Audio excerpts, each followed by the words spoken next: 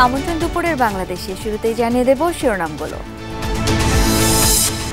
মূল্যস্ফীতি নিয়ন্ত্রণে ব্যর্থ নীতি নির্ধারকরা, বৈশ্বিক অস্থিরতা চেয়ে বেশি দায়ী অভ্যন্তরীণ নীতি, অভিমত অর্থনীতি সমিতির।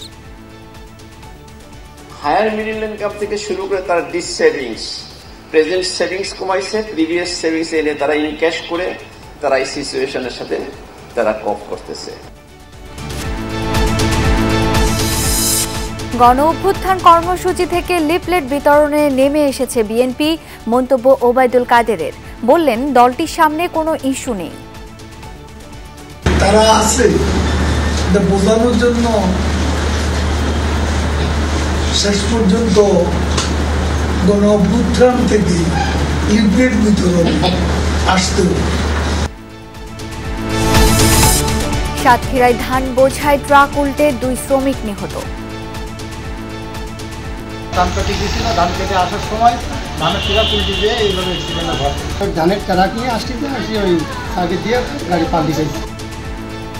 রাতে চট্টগ্রামের পতেঙ্গায় 4 পথচারীকে নিয়ে পুকুরে বেপরোয়া লরি, শিশু সহ 2 জনের মৃত্যু। রাঙামাটির লংডুতে দুর্বৃত্তের গুলিতে ইউপিডিএফ কর্মী সহ 2 জন নিহত, অভিযোগের তীর প্রতিপক্ষের দিকে। ঢাকা সহ দেশের বিভিন্ন জায়গায় হালকা থেকে মাঝারি বৃষ্টি, বঙ্গোপসাগরে রয়েছে লঘুচাপের সম্ভাবনা। আমরা ধারণা করতেছি যে 20 তারিখের পরবর্তীতে বে অফ বেঙ্গলে একটি লঘুচাপ তৈরি হওয়ার সম্ভাবনা আছে। টাঙ্গাইল গাজীপুরে বজ্রপাতে 3 জনের মৃত্যু।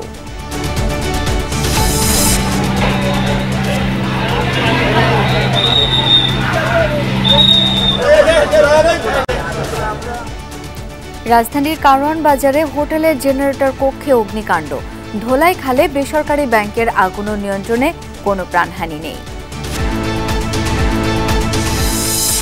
সুদ চক্রের বেড়া জালে বাঁশ বেত শিল্পের শ্রমিকরা, পণ্যের চাহিদা থাকলেও পুঁজি সংকটে বিকশিত হচ্ছে না বাজার। এবছর যদি 20 টাকা কমায়, সামনের বছর আরো 20 টাকা কমায়, কিন্তু বেতের দাম ঠিকই আছে। সরকার যেমন মকুব ঋণ দিত, তাহলে মনে হতো কাজ করতে আমরা আরো লাভবান হতে পারতাম।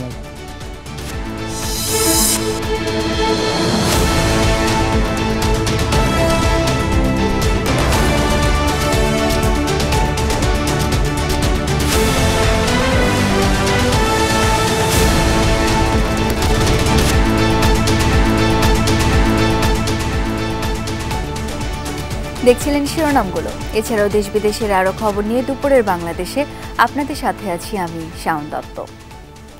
মূল্যস্ফীতির প্রভাব সবচেয়ে বেশি পড়েছে দরিদ্র মানুষের উপর। স্বল্প পুঁজির ব্যবসায়ীরাও এর নেতিবাচক প্রভাব থেকে রেহাই পায়নি। অর্থনীতি সমিতি আয়োজিত সেমিনারে এসব কথা বলেন অর্থনীতিবিদরা। অনুষ্ঠানে বক্তারা বলেন, মূল্যস্ফীতির চাপের কারণে সাধারণ মানুষের জীবনযাত্রার ব্যয় বেড়েছে। অনেক মানুষ ভোগ কমিয়ে সমন্বয় করার চেষ্টা করছে। সঞ্চয় ভেঙে খাচ্ছেন অনেকে। নিত্যপণ্যের উচ্চ মূল্যের কারণে অনেকেই শহর ছেড়ে গ্রামে চলে যেতে বাধ্য হচ্ছেন। আলোচকরা বলেন, মূল্যস্ফীতির জন্য বৈশ্বিক অস্থিরতা যতটা না দায়ী, তার তুলনায় বেশি অভ্যন্তরীণ নীতি। মূল্যস্ফীতি নিয়ন্ত্রণে সঠিক উদ্যোগ নিতে ব্যর্থ হয়েছে নীতি নির্ধারকরা, যার খেসারত দিতে হচ্ছে নিম্ন আয়ের মানুষকে।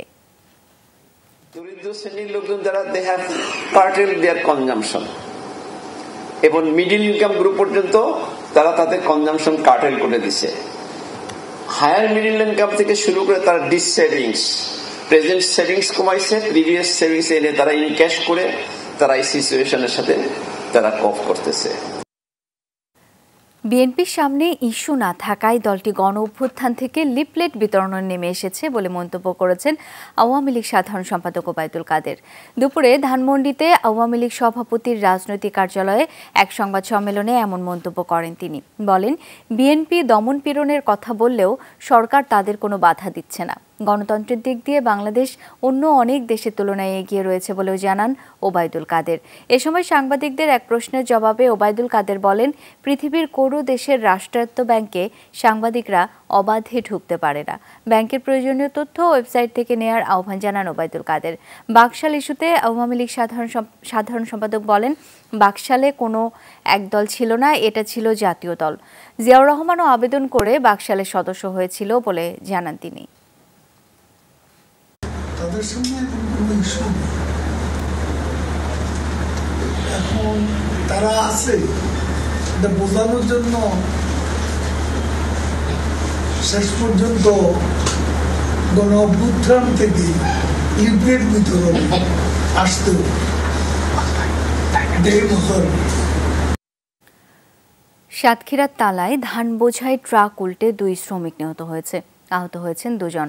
ভোরে খুলনা পাইকগাছা সড়কের হরিশচন্দ্র কাটি এলাকায় এই ঘটনা ঘটে। নিহতরা হলেন খুলনার কয়রার মনিরুল ইসলাম ও সাইদুল গাজী। পুলিশ জানায়, মাসখানেক আগে ধান কাটতে একদল শ্রমিক গোপালগঞ্জে যায়। সেখান থেকে ফেরার পথে চালক নিয়ন্ত্রণ হারালে ট্রাক উল্টে যায়। ঘটনাস্থলে নিহত হয় 2 জন। আহতদের হাসপাতালে ভর্তি করা হয়েছে।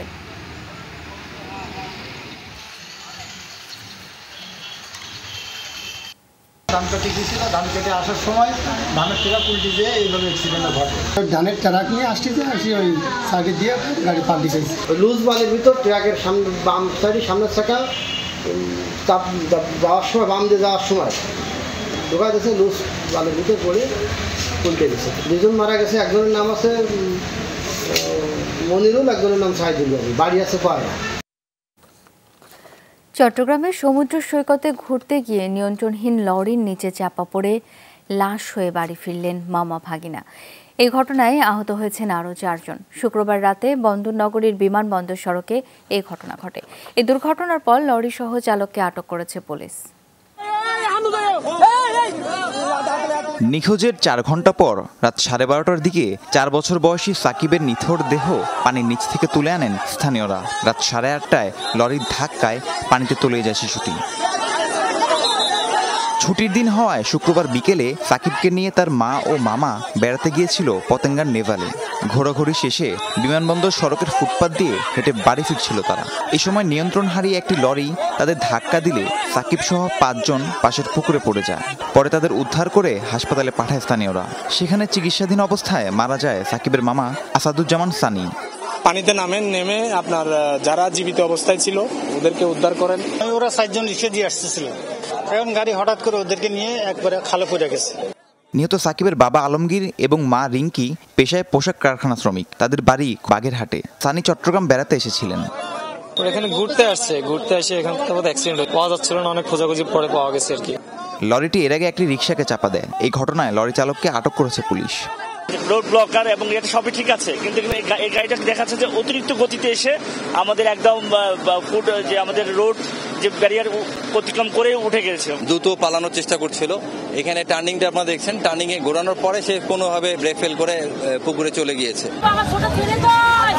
দুর্ঘটনায় আহত বাকি 4 জন চট্টগ্রাম মেডিকেলে চিকিৎসাধীন, যাদের 2 জনই শিশু। রাহিম সারোয়ার, যমুনা নিউজ। রাঙ্গামাটির লংদুতে সন্ত্রাসীদের ব্রাশ ফায়ারে 2 জন নিহত হয়েছেন।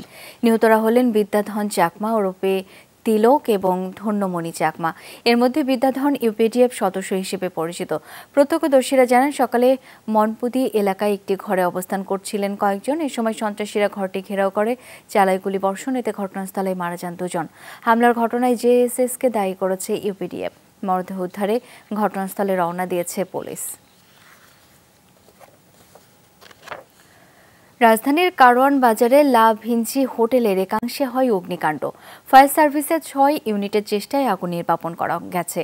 জানা যায়, সকাল 9টা নাগাদ হোটেলের পাশে একটি টিন শেড রুমে ধোঁয়া দেখা যায়। হোটেলের ওই জেনারেটর রুম থেকেই আগুনের সূত্রপাত। খবর পেয়ে বাজারে অনেকে জড়ো হয়, নিজেরাই নিয়ন্ত্রণের চেষ্টা চালায়। পরে খবর পেয়ে ঘটনাস্থলে যায় ফায়ার সার্ভিস। 6টি ইউনিটের প্রায় 20 মিনিটের চেষ্টায় আগুন নেভানো সম্ভব হয়েছে। আগুনের কারণে হোটেলের পাশে 2টি আরও আংশিক ক্ষতিগ্রস্ত হয়েছে, তবে কোনো প্রাণহানি বা বড় ধরনের ক্ষয়ক্ষতি হয়নি। জেনারেটর অনেকক্ষণ চলার পরে দেখি কালো ধোঁয়া ছাড়ছে জ্বালাটা, তখন আমি আসি দেখি যে ভেতরে আগুন লাগছে। আমরা সবাই পানি মারতেছি, তারপরে এখানে ফায়ার সার্ভিস খবর দেওয়া হয়েছে, তারপরে 10-15 মিনিট পর ফায়ার সার্ভিস আসছে, আসার পরে তারা ফায়ার সার্ভিসটা এরা আগুনটা নিভে এলাইছে। আমরা সবাই মিলে খুব অল্প সময়ের মধ্যে আগুনকে আয়ত্তে এনে নির্বাপন করতে সক্ষম হয়েছি। আগুন লাগার কারণটা যেটা প্রাথমিকভাবে ধারণা করছি যে জেনারেটর চলছিল সেই জেনারেটর থেকেই গোলযোগের কারণে আগুনের সূত্রপাত হয়েছে। রাজধানীর ধোলাইখালে একটি বাণিজ্যিক ভবনের দ্বিতীয় তলায় লাগা আগুন ঘণ্টাখানেকের চেষ্টায় নিয়ন্ত্রণে এনেছে ফায়ার সার্ভিস। ফায়ার সার্ভিস জানায় 5টি ইউনিট সকাল 11:57 দিকে আগুন নিয়ন্ত্রণে আনে। এর আগে সকাল 11:15টার দিকে ধোলাইখালের টিপু সুলতান রোডের ওই ভবনে আগুন লাগে। ভবনটির দ্বিতীয় তলায় বেসরকারি মিউচুয়াল ট্রাস্ট ব্যাংকের একটি শাখা রয়েছে। ফায়ার সার্ভিস জানায় অগ্নিকাণ্ডের ঘটনায় কোনো হতাহতের খবর নেই। আগুন খুব একটা দেখা না গেলেও ধোঁয়ায় ওই এলাকা আচ্ছন্ন হয়েছিল। বাস মারার সাথে সাথে আগুন ভিতরে কোনো এসিতে আগুন ধরে গেছে, ঠিক আছে। তারপরে মানুষজন সব বাই করলাম আর কি টাইম না, এরপরে দেখি পুরো ধুমায় আন্ধার হয়ে যেতে আছে। এখানে একটা বাস্ট হইলো, বাস্টের দুটো ফিউজ পড়ে গেল, পড়ে যাওয়ার পরে আগুন ধরছে। এই ব্যাংকের দোতলায় এক সাইডে আপনার কাজ চলছিল, তো সেখানে এদের কাছে থেকে শোনা আর কি আপনার ট্রান্সমিটার বাস্ট হয়েছে, সেই ট্রান্সমিটার বাস্ট থেকেই মূলত ওই ভিতরে তাৎক্ষণিকভাবে আগুন লেগে গেছে। সকাল থেকেই রাজধানী সহ দেশের বিভিন্ন জেলায় আকাশ মেঘলা, কোথাও কোথাও গুড়ি গুড়ি বৃষ্টির দেখা মিলেছে। এতে কিছুটা স্বস্তি নেমেছে জনজীবনে। আবহাওয়া অধিদপ্তরের পূর্বাভাসে বলা হয়েছে, ঢাকা, ময়মনসিংহ, চট্টগ্রাম ও সিলেটে বৃষ্টি, ভারী বৃষ্টি ও ঝড়ের সম্ভাবনা রয়েছে। কোথাও কোথাও শিলাবৃষ্টিও হতে পারে। এছাড়া রাজশাহী, রংপুর, খুলনা ও বরিশাল বিভাগে মাঝারি বৃষ্টির সম্ভাবনা রয়েছে। আর এই বৃষ্টি কয়েকদিন অব্যাহত থাকবে। 20 তারিখের পর বঙ্গোপসাগর লঘুচাপ তৈরির সম্ভাবনা আছে। ভারত, মিয়ানমার আর বাংলাদেশের যে কোনো দিকে এর গতিবিধি হতে পারে। সকাল থেকে নেই সূর্যের চিরচেনা উত্তাপের চিত্র। সকাল 8টার পরপরই ঢাকার শাহবাগ, বাংলা মোটর, কারওয়ান বাজার, ফার্মগেট, ধানমন্ডি, বারিধারা সহ বিভিন্ন এলাকায় গুড়ি গুড়ি বৃষ্টি হয়। সাপ্তাহিক ছুটির দিনে সরকারি অফিস আদালত বন্ধ হলেও সকালের বৃষ্টিতে কিছুটা বিপাকে পড়েন শ্রমজীবী ও স্কুলগামীরা। এত গরম ছিল যে এখন স্বস্তি মিলতেছে আর কি, কিছু একটু স্বস্তি লাগতেছে, তবে আরো ঠান্ডা হলে ভালো হইতো আর কি। দেশের যেসব এলাকায় বৃষ্টিপাতের প্রবণতাটা বেশি সেসব এলাকা থেকে প্রশমিত হবে। বিক্ষিপ্তভাবে কিছু এলাকায় হয়তো বা হিটওয়েভ থাকতে পারে। আমরা ধারণা করতেছি যে 20 তারিখের পরবর্তীতে বে অফ বেঙ্গলে একটি লঘুচাপ তৈরি হওয়ার সম্ভাবনা আছে। বাংলাদেশ, ভারত, মায়ানমার 3 দেশের যে কোনো দিকেই যেতে পারে। তীব্র গরমের পর স্বস্তির বৃষ্টি, তপ্ত প্রকৃতিতে বইছে শীতলতা। 48 ঘন্টার হিট অ্যালার্ট শেষে মুষলধারে বৃষ্টি নামে গাজীপুরে, সাথে ছিল মেঘের গর্জন ও দমকা হাওয়া। এতে প্রশান্তি নেমে আসে জনজীবনে। হবিগঞ্জের কয়েক জায়গায় প্রথমে গুড়ি গুড়ি বৃষ্টি শুরু হয়, পরে তা ঝরেছে মুষলধারে। প্রকৃতিতে নেমে আসে শীতলতা। আবহাওয়া অফিসের পূর্বাভাস, 20 মের পর বঙ্গোপসাগরে লঘুচাপ তৈরির সম্ভাবনা রয়েছে।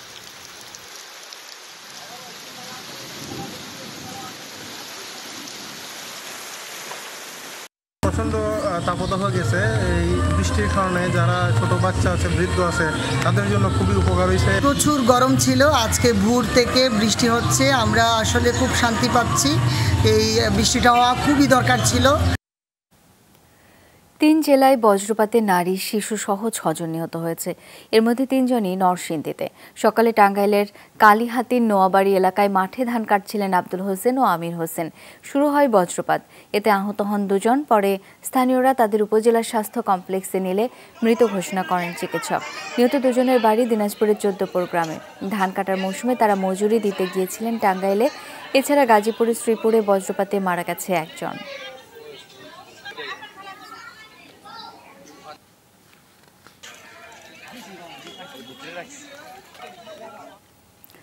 দ্বিতীয় ধাপের উপজেলা নির্বাচনের সময় ঘনিয়ে আসায় প্রচারণায় ব্যস্ত প্রার্থীরা। বাড়ছে সহিংসতাও। সকাল থেকে কর্মী সমর্থকদের নিয়ে প্রার্থীরা ছুটছেন ভোটারদের দ্বারে দ্বারে। উন্নয়নের নানা প্রতিশ্রুতি দিয়ে চাইছেন ভোট। এলাকা জুড়ে নির্বাচনী আমেজ। যোগ্য প্রার্থীকেই বেছে নিতে চান ভোটাররা। চান শান্তিপূর্ণ পরিবেশে সুষ্ঠু ভোট। আগামী 21 মে দ্বিতীয় ধাপে 161 উপজেলায় ভোট অনুষ্ঠিত হবে। এরপর 112 উপজেলায় তৃতীয় ধাপের ভোট হবে 29 মে।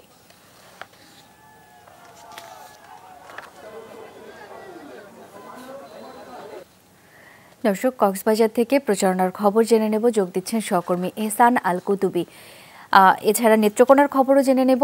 শুরুতেই যাচ্ছি এহসানের কাছে। এহসান, দ্বিতীয় ধাপে কতটি উপজেলায় ভোট হবে, শেষ সময় প্রচারণা কতটা জমলো, জানতে চাই বিস্তারিত।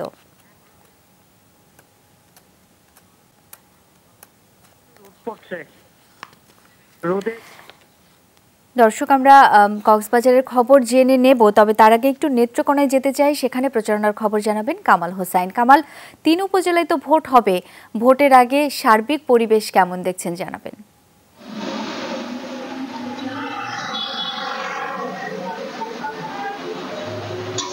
দ্বিতীয় ধাপে নেত্রকোনা 3টি উপজেলা নির্বাচন অনুষ্ঠিত হচ্ছে।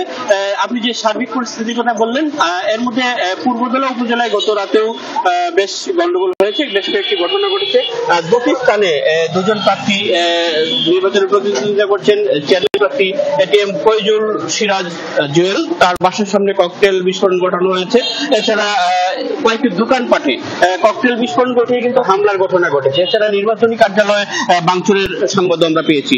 আপনাকে জানিয়ে রাখি যে এই পূর্বজেলা উপজেলার 2বারের উপজেলা পরিষদের চেয়ারম্যান এবং উপজেলা যুবলীগের সভাপতি, তিনি কদিন আগে 3-4 দিন আগে সংবাদ সম্মেলন করে কিন্তু তিনি জানিয়েছেন যে নির্বাচনের পরিবেশ না থাকায় তিনি নির্বাচন থেকে সরে দাঁড়িয়েছেন।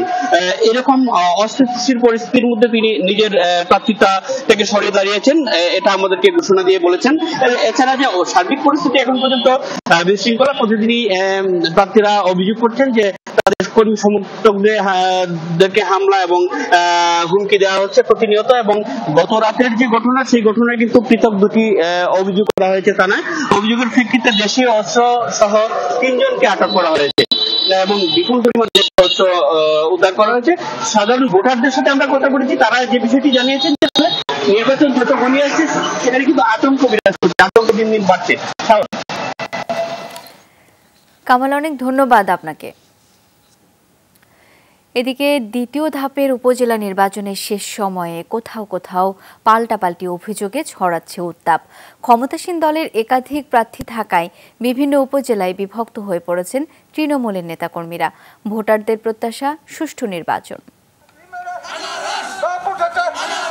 দ্বিতীয় ধাপের উপজেলা নির্বাচনে আগামী 21 মে নওগাঁর সাপাহার, পোরশা ও নিয়ামতপুরে ভোট গ্রহণ। শেষ সময়ে কর্মী সমর্থকদের নিয়ে বিরামহীন প্রচারণা প্রার্থীদের। সাপাহার উপজেলায় চেয়ারম্যান পদে 3 জন প্রতিদ্বন্দ্বী আওয়ামী লীগের রাজনীতির সাথে জড়িত। এতে বিভক্ত হয়ে পড়েছেন তৃণমূলের নেতাকর্মীরা। সহিংসতার ঘটনাও ঘটেছে। আমাদের অবস্থা অনেক ভালো হওয়ার কারণে প্রতিপক্ষ বিভিন্ন জায়গায় হুমকি ধমকি দিচ্ছে এবং এই হুমকি ধমকির কারণে ভয়ভীতি দেখায় মানুষকে দমন করার চেষ্টা করছে। কোনো প্রার্থী যদি এই ধরনের কোনো কথা বলে থাকে, এটা মিথ্যা। এই মিথ্যা, আমি জানি এই মিথ্যা দিয়ে আমাদের কোনো ক্ষতি সে করতে পারবে না। পোরশা ও নিয়ামতপুরেও চেয়ারম্যান পদে লড়ছেন ক্ষমতাসীন দলের একাধিক নেতা। কর্মী সমর্থকরা বিভক্ত হয়ে পড়লেও প্রার্থীরা বলছেন ভোট সুষ্ঠু হলে দলীয় ঐক্যে প্রভাব পড়বে না। জনগণের প্রতিনিধি হয়ে জনগণের সাথে মিশে থাকতে পারি 5 বছর, এটা আমার প্রত্যাশা এবং সার্বিক উন্নয়ন করার চেষ্টা তো অবশ্যই ইনশাল্লাহ আমি করব। আমরা 4 জনই একই দলের মানুষ, কিন্তু জনগণকে যে ভালোবাসবে তাকে জনগণ ভোট দেবে, আর তাতে কিন্তু বিশৃঙ্খলা হবে না ইনশাল্লাহ। আমি যতটুকু মানুষের কাছাকাছি যেতে পেরেছি, আমার বিশ্বাস যে মানুষ, এলাকার মানুষ কখনো আমাকে ফেলবে না। আমরা চাই মা এখানে শান্তি শৃঙ্খলা বজায় রেখে একটা সুষ্ঠু, অবাধ, নিরপেক্ষ নির্বাচন বিগত দিনও যেভাবে হয়েছে আগামীতে সেটা হবে, এটা আমরা বিশ্বাস করি। লক্ষ্মীপুরের রামগঞ্জ উপজেলা নির্বাচনেও চেয়ারম্যান পদে আওয়ামী লীগ নেতারাই একে অন্যের প্রতিদ্বন্দ্বী। এতে মাথাচাড়া দিয়ে উঠেছে দলীয় কোন্দল। পাল্টাপাল্টি নানা অভিযোগ প্রার্থীদের। কালো টাকার যেভাবে ছড়ি চলছে এবং অস্ত্রশস্ত্র সহ আমার বিভিন্ন ইউনিয়নের নেতা কর্মীদেরকে হুমকি ধমকি দিচ্ছে। হুন্ডা প্রতীকের প্রার্থী বাচ্চু সাহেব সহ ওনার কিছু সঙ্গপাঙ্গ যারা রয়েছে, তারা বিভিন্ন জায়গায় হুমকি ধামকি দিচ্ছে, তারা নাকি ভোট কেটে নিবে। ভোলা সদর উপজেলা নির্বাচনের প্রার্থীরা কর্মী সমর্থকদের নিয়ে ছুটে বেড়াচ্ছেন পাড়া মহল্লায়। চেয়ারম্যান পদে লড়ছেন 3 জন। উন্নয়নের নানা প্রতিশ্রুতি দিয়ে ভোট চাইছেন তারা। আমি ভবিষ্যতেও যদি উপজেলা চেয়ারম্যান নির্বাচিত হইতে পারি, যে অসমাপ্ত কাজ আছে সেগুলি সম্পন্ন করুন। বলার শিক্ষার ক্ষেত্রে আমাদের যে পিছিয়ে পড়া অবস্থান, এই অবস্থানকে সামনে এগিয়ে নেওয়ার জন্য সর্বাত্মক চেষ্টা করব। ভোটারদের প্রত্যাশা শান্তিপূর্ণ পরিবেশে সুষ্ঠু নির্বাচন। সুস্থ নির্বাচন চাই আর সঠিকভাবে যে আমরা ভোটটা দিতে পারি। কোনো মারামারি এরকম কোনো ভিটাভিটি চাই না। আমাদের আশা রাস্তা উন্নয়ন হোক, আমাদের বাজার ঘাটার উন্নয়ন হোক, যোগাযোগ ব্যবস্থা আরো সুন্দর হোক। নির্বাচন সুষ্ঠু করতে সব ধরনের ব্যবস্থা নেওয়ার কথা জানিয়েছেন রিটার্নিং কর্মকর্তারা। জাহিদ হাসান, যমুনা নিউজ। দর্শক, কিছুক্ষণ আগে আমরা কক্সবাজারের প্রচারণার খবর জানতে চেয়েছিলাম, সঙ্গে আছেন এহসান আল কুতুবি। যাচ্ছি আবারও তার কাছে। এহসান, দ্বিতীয় ধাপে কতটি উপজেলায় ভোট হবে, শেষ সময়ে এসে প্রচারণা কতটা জমলো, জানাবেন বিস্তারিত।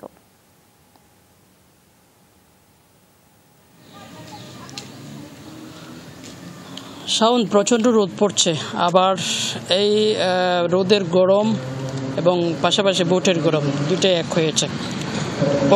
যারা প্রার্থী তারাও বিভিন্ন জায়গায় যাচ্ছেন, মানুষের দ্বারে দ্বারে ঘুরছেন, পথসভা করছেন, নির্বাচনী প্রচারণা চালাচ্ছেন এবং সবাই নিজ নিজ প্রতিশ্রুতি দিচ্ছেন সুন্দর একটি এলাকা, সুন্দর একটি উপজেলা বিনির্মাণের জন্য। আমরা আজকে আছি চকরিয়াতে। এখানে আমরা দুইজন প্রার্থী রয়েছেন, খুব ভালোই প্রতিদ্বন্দ্বিতা হচ্ছে তাদের মধ্যে, যেহেতু দুজনে আওয়ামী লীগের নেতা।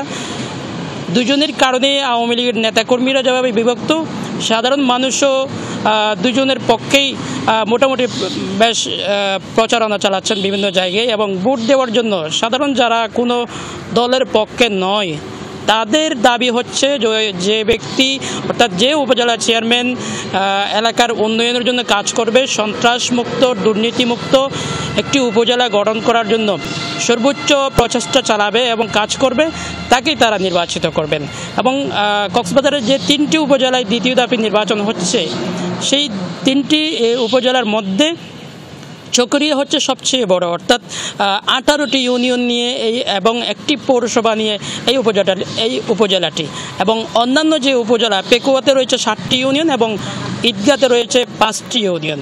তো সেই কারণেই এখানে ভোটার সংখ্যাও সবচেয়ে বেশি চকরিয়াতে, প্রায় 3,61,000-এর অধিক ভোটার রয়েছে। এবং এখানে যে নির্বাচন করছেন সাবেক সংসদ সদস্য জাফর আলম এবং তার প্রতিদ্বন্দ্বী বর্তমান উপজেলা চেয়ারম্যান ফজলুল করিম সাইদি, তিনি নির্বাচন করছেন। এবং শেষ পর্যন্ত দেখার অপেক্ষা আসলে কে জিতবে এবং কাকে নির্বাচিত করছে সাধারণ মানুষ। অনেক ধন্যবাদ আপনাকে এহসান। দখল দূষণের পাশাপাশি খননের অভাবে নাব্য সংকটে নেত্রকোনার 1.5 শতাধিক নদ নদী। এতে প্রতি বছর আগাম বন্যার হুমকিতে পড়ে হাওড়ের 41,000 হেক্টর জমির বোরো ফসল। ক্ষেতে সেচ সমস্যা সহ নানা সংকট রয়েছে। এরই মধ্যে একটি নদীতে খননের কাজ শুরু হয়েছে, তবে বাধা দিয়েছেন স্থানীয়রা। পূর্বধলার সোয়াই নদী, বিশ্বাস করা কঠিন একটা সময় এখানে চলতো পণ্যবাহী নৌযান, এখন চলে গেছে স্থানীয়দের দখলে, পরিণত হয়েছে খালে।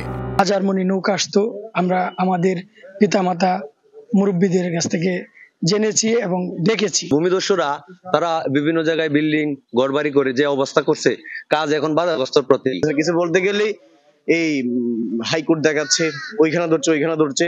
47 কোটি টাকা ব্যয়ে নদীর 46 কিলোমিটার অংশ খনন চলছে, তবে স্থানীয়দের বাধায় শ্যামগঞ্জ বাজার এলাকায় বন্ধ রয়েছে কাজ। আমাদের এখানে কোনো পানি নিষ্কাশনের কোনো ব্যবস্থা নাই, মানে একটু বৃষ্টি হলেই বাজার প্লাবিত হয়ে যায়। কিছু স্বার্থান্বেষী মহল এটা বাধাগ্রস্ত করতে চাইতেছে, এটা যেন কোনো অবস্থাতেই বাধাগ্রস্ত করতে না পারে। যদি খনন না হয়, এই শ্যামগঞ্জ বাজার বন্যা এসে পানি বাজার প্লাবিত করবে। দখলদারদের বিরুদ্ধে ব্যবস্থা নেওয়ার হুঁশিয়ারি দিয়েছে পানি উন্নয়ন বোর্ড। আশা খনন শেষে মিলবে সেচ সুবিধা, কাটবে আগাম বন্যা থেকে ফসল রক্ষার দুশ্চিন্তা, বাড়বে মাছের উৎপাদনও।